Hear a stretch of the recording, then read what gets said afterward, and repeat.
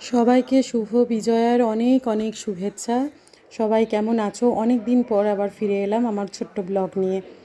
গত রবিবারই আমি ফিরেছি আগরতলা।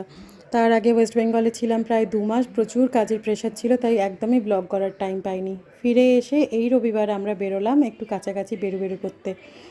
তো কাশারিপট্টি বলে এখানে একটা জায়গা আছে আগরতলাতে, ওই কাশারিপট্টির কাছেই গিগস বলে একটা ছোট্ট মিউজিক্যাল ক্যাফে আছে। আজকে আমরা ওখানে গেছিলাম একটু স্ন্যাক্স খাওয়ার জন্য।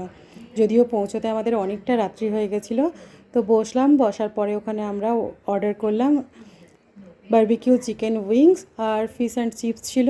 আর ও করেছিল একটা ওয়াটারমেলন মজিতো, আর আমি করেছিলাম normal mint mojito.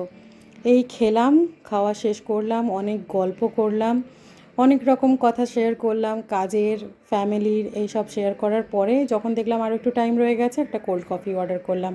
Cold coffee order করে খাওয়ার পরের রিভিউটা পরের ভিডিওতে।